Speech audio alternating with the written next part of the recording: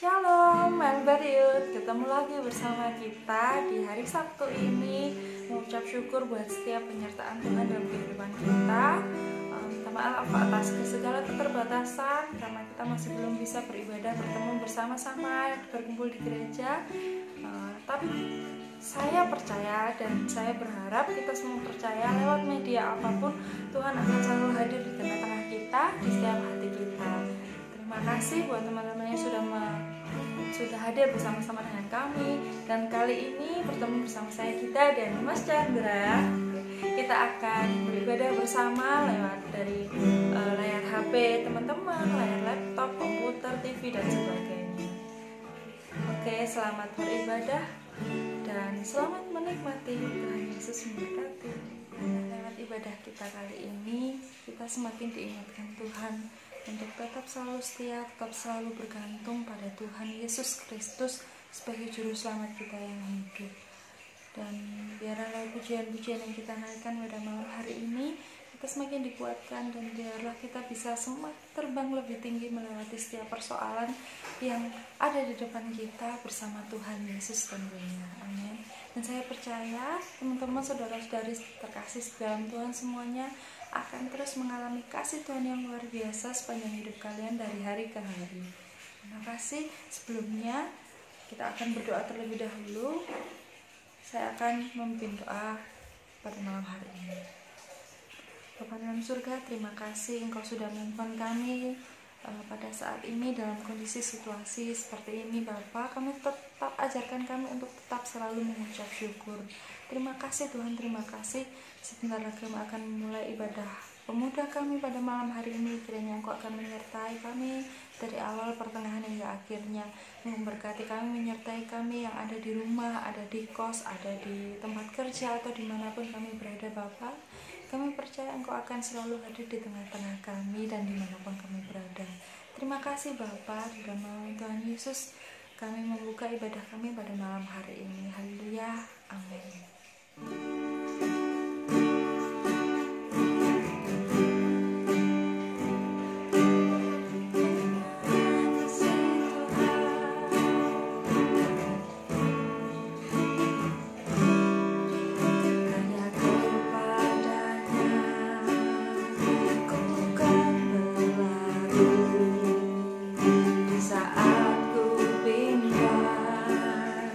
Dalam hidupku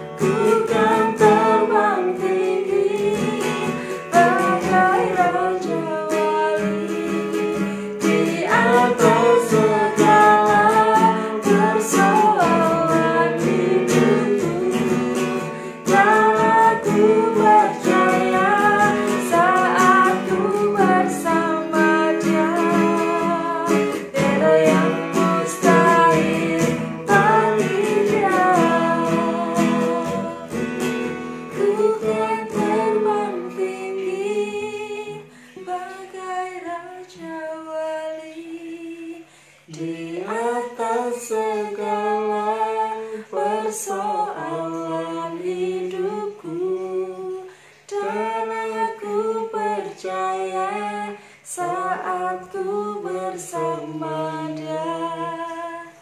Tiada yang mustahil bagi Dia.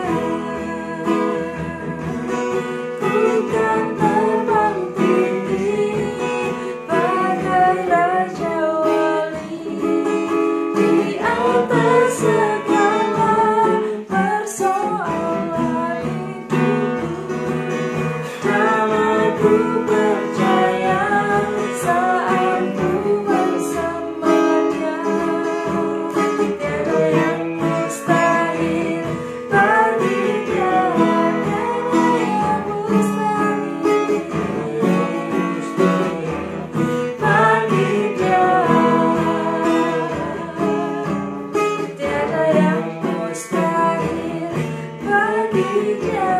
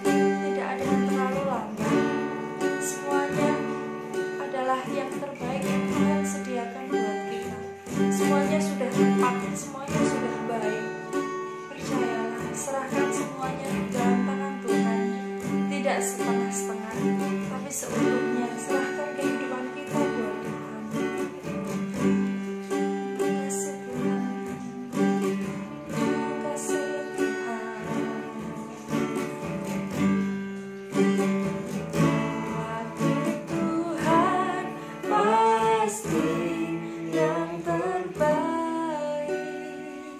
Walau kadang tak mudah dimengerti, lewati cobaan ku tetap percaya waktu Tuhan pasti yang terbaik. Lewati cobaan ku tetap percaya waktu Tuhan pasti yang terbaik. Lewati cobaan ku tetap percaya waktu Tuhan pasti yang terbaik.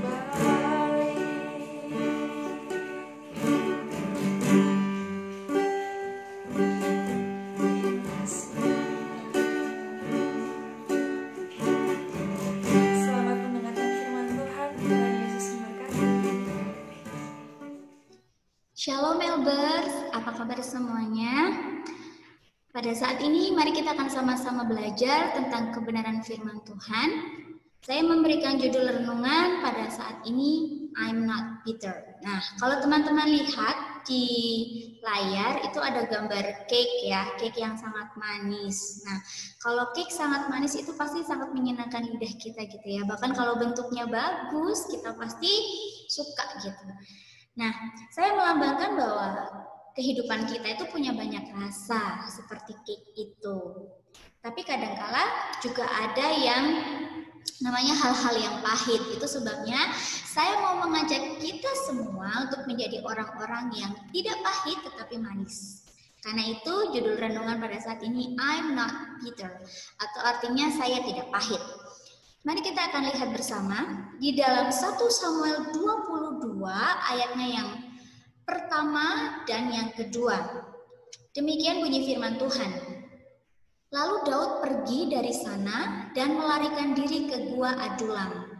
Ketika saudara-saudaranya dan seluruh keluarganya mendengar hal itu, pergilah mereka ke sana mendapatkan dia. Beri juga kepadanya setiap orang yang dalam kesukaran, setiap orang yang dikejar-kejar tukang piutang, setiap orang yang sakit hati, maka ia menjadi pemimpin mereka. Bersama-sama dengan dia ada kira-kira 400 orang. Wow, saya boleh katakan ini adalah suatu hal yang luar biasa. Apa luar biasanya? Coba teman-teman kita bisa bayangkan ketika Daud pergi ke gua Adulam. Dia pergi ke sana bukan sebagai orang yang sedang dalam keadaan manis ya.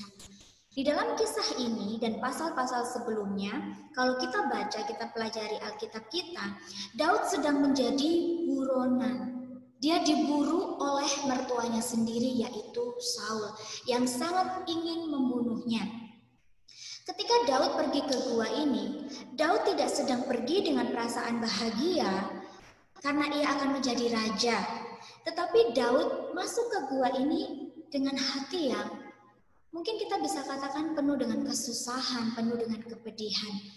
Kalau kita tarik lagi ya kisah Daud, di dalam sejarah Israel, Daud adalah salah satu raja yang sangat besar, bahkan hingga sekarang kalau kita berbicara tentang Daud, orang-orang Israel, bahkan orang-orang Kristen akan tahu bahwa ia adalah raja Israel yang besar. Dan Yesus Kristus pun disebut sebagai Kristus anak Daud, bukan Kristus anak Yusuf ya. Betapa besar popularitas Daud. Tetapi sebelum dia menjadi orang yang besar, ternyata Daud pernah mengalami masa yang pahit. Daud pergi ke gua Adulam bukan untuk dinobatkan menjadi raja, bukan dengan keadaan yang manis seperti tadi saya bilang, tapi sebenarnya dia adalah orang yang sedang merasakan kepahitan dalam hidupnya. Tetapi kita lihat di sana, di dalam ayat yang kita baca ini, justru berhimpunlah juga kepadanya setiap orang yang dalam kesukaran, dikejar-kejar piutang, setiap orang yang sakit hati. Bahkan Daud menjadi pemimpin atas mereka. Bersama-sama dengan dia ada sekitar 400 orang. Mari kita bayangkan ada 400 orang lebih yang sedang patah hati, yang sedang pahit hatinya berkumpul di sana. Tetapi justru di situ Daud menjadi pemimpin atas mereka. Daud menjadi orang yang mereka anggap sebagai penolong mereka. Kita akan melangkah lebih jauh dan melihat bahwa di gua ini Daud tidak ikut-ikutan menjadi pahit. Daud tidak ikut-ikutan menjadi orang yang susah tanpa pengharapan, tetapi Daud dapat mengubah rasa pahit itu menjadi kemenangan. Kalau kita lihat dari sekitar 400 orang itu, disitulah awal mula para tentara kerajaan Daud terbentuk. Di situ ada 30 orang yang menjadi jenderal besar, bahkan 3 di antaranya adalah orang-orang yang luar biasa, di mana satu orang bisa membunuh ratusan bahkan ribuan orang. Tentara Daud yang sangat hebat, teman-teman. Bagaimana bisa Daud menjadi pemimpin atas orang-orang yang sedang pahit hidupnya, sedang pahit hatinya, dan mengubah rasa pahit itu menjadi kemenangan? Kita akan mencari tahu apa kunci kemenangan Daud. Nah, sebenarnya kalau kita mau telusuri dari kisah hidup Daud memiliki potensi untuk sakit hati. Daud punya hak untuk yang namanya sakit hati, terluka, bahkan menyimpan kepahitan di dalam dirinya. Mengapa? Nah, di dalam 1 Samuel 16 ayat 10 dan 11 saya akan bacakan. Demikianlah Isai menyuruh ketujuh anaknya lewat di depan Samuel. Tetapi Samuel berkata kepada Isai, semuanya ini tidak dipilih Tuhan. Lalu Samuel berkata kepada Isai, inikah anakmu semuanya? Jawabnya, masih tinggal yang bungsu tetapi sedang menggembalakan kambing domba. Kata Samuel kepada Isai, suruhlah memanggil dia sebab kita tidak akan duduk makan sebelum ia datang kemari. Nah, teman-teman semua, ini adalah peristiwa di mana Tuhan menyuruh Samuel mengurapi salah satu anak Isai untuk menjadi raja. Bayangkan jika ada seorang nabi yang diutus Tuhan datang ke rumah kita lalu mengatakan, Tuhan akan memilih salah satu anakmu menjadi raja atas bangsa ini. Maka pasti kita sebagai orang tua akan memanggil semua anak kita. Semua, kalau anak kita 5 kita akan panggil 5. Kalau anak kita 2, anak kita akan panggil dua-duanya. Tetapi dari sini kita melihat bahwa Isai, ayah Daud sendiri tidak memperhitungkan Daud. Isai, ayah kandung Daud, tidak mau memanggil Daud untuk tampil di hadapan Samuel. Dan baru ketika Tuhan berfirman, bukan semua ini yang dipilih, dan Samuel bertanya, baru di sana Isai mengatakan ada satu lagi. Bapak, teman-teman semua, saya ingin katakan bahwa perasaan tertolak atau sakit hati itu bisa dimulai dari sini. Daud bisa saja sakit hati dan menjadi pahit karena sikap ayahnya. Lalu yang kedua, Daud memiliki potensi sakit hati juga atas perilaku kakaknya.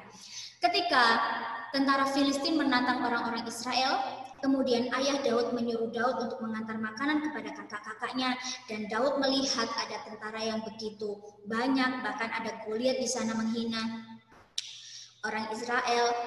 Daud mulai bertanya-tanya, dan ketika dia bertanya, seperti ini jawaban kakaknya Daud. Ketika Eliab, kakaknya yang tertua, mendengar perkataan Daud kepada orang-orang itu, bangkitlah amarah Eliab kepada Daud sambil berkata, mengapa engkau datang? Dan pada siapakah kau tinggalkan kambing domba yang 2-3 ekor itu di padang gurun? Aku kenal sifat pemberanimu dan kejahatan hatimu. Engkau datang kemari dengan maksud melihat pertempuran. 1 Samuel 17 ayat 28. Selain sikap ayahnya yang tidak memperhitungkan dia, kakaknya pun memandang rendah Daud. Kakaknya pun menganggap Daud itu, kamu siapa? Kamu tidak penting, untuk apa kamu mau tahu? Ya, jadi ada sikap dari kakaknya juga yang membuat Daud punya potensi untuk terluka. Membuat Daud punya potensi untuk menjadi orang yang pahit hatinya. Bahkan rasa pahit yang dimiliki Daud bukan hanya datang dari ayahnya, kakaknya. Setelah itu kita tahu ketika dia menjadi orang yang terkenal di Israel karena mengalahkan Goliat, bahkan dia dipilih oleh Saul untuk menjadi menantunya.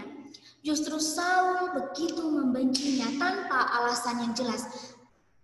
Tanpa alasan yang jelas bagi Daud. Mengapa? Karena Daud tidak melakukan kejahatan apapun kepada mertuanya, tapi mertuanya begitu membenci dia dan berusaha membunuhnya. Daud punya potensi untuk sakit hati, tetapi kita lihat bagaimana Daud menjadi raja yang luar biasa sehingga namanya terus dikenang sampai hari ini. Daud sanggup mengubah rasa pahitnya menjadi kemenangan. Nah, sebenarnya kuncinya adalah pilihan Daud. Firman Tuhan mengatakan, mata air yang tawar tidak mungkin mengeluarkan air yang pahit. Terdapat di dalam Yakobus 3 ayat 11. Jadi saya ingin mengatakan seperti ini teman-teman. Ketika hati kita pahit, apa yang keluar dari diri kita pun akan pahit. Tetapi ketika hati kita adalah hati yang bersih, maka yang keluar dari diri kita pun adalah sesuatu yang bersih. Daud punya pilihan untuk tidak menjadikan rasa pahit itu penguasa atas hidupnya. Daud memilih untuk tidak terus berada di dalam bitterness. Ya, Daud mau menjadi orang yang sweet. Daud mau menjadi orang yang bisa mengubah rasa pahit itu menjadi sebuah kemenangan di dalam kehidupannya. Itu sebabnya Daud tidak menyimpan semua pahit yang ia rasakan di dalam kehidupannya. Kuncinya yaitu Daud tidak mengizinkan hatinya menjadi pahit dengan siapapun. Tidak dengan ayahnya, tidak dengan kakaknya, tidak dengan Saul, dan tidak juga dengan Tuhan. Daud tidak kecewa untuk semua yang ia alami. Dia tidak menjadi pahit kepada keluarganya, tidak pahit juga kepada Tuhan.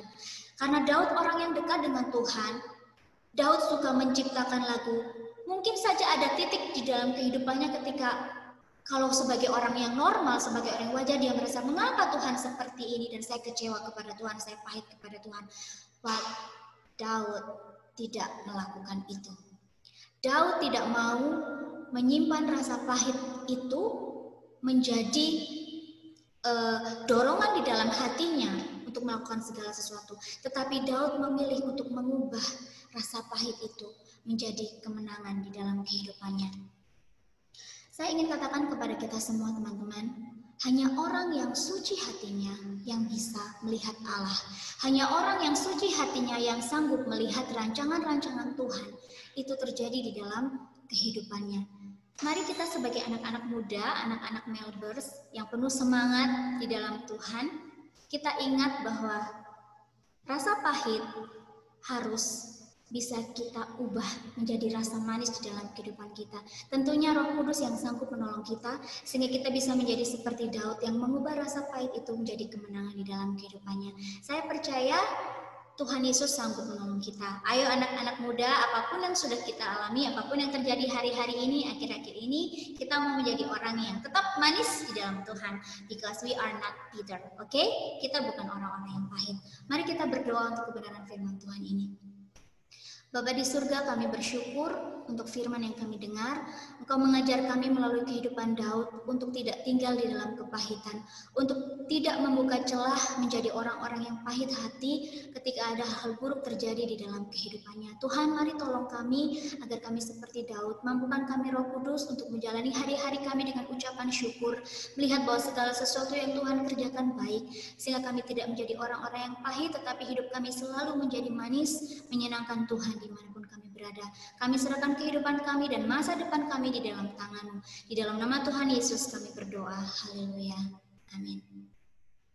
Oke, terima kasih sudah setia bersama dengan kami. Ibadah kita pada malam hari ini sudah selesai dan sampai bertemu kembali di acara minggu depan. Tentunya acara Melbourne Youth, dan acara minggu depan adalah kuis online gitu ya. Jadi tetap pantengin aja, stay tune di grup WhatsApp Melbourne Youth karena pengumuman-pengumuman akan diberikan lewat situ gitu ya. Dan nanti mungkin bisa kabari teman yang lainnya gitu ya yang mungkin belum mendapatkan kabar. Oke, terima kasih, tetap setia bersama Tuhan dan selalu andalkan Tuhan dalam kehidupan kita. Tetap sehat selalu, pikiran positif akan menghasilkan hal yang positif juga. Oke, semangat, salam sehat, dan Yesus memberkati.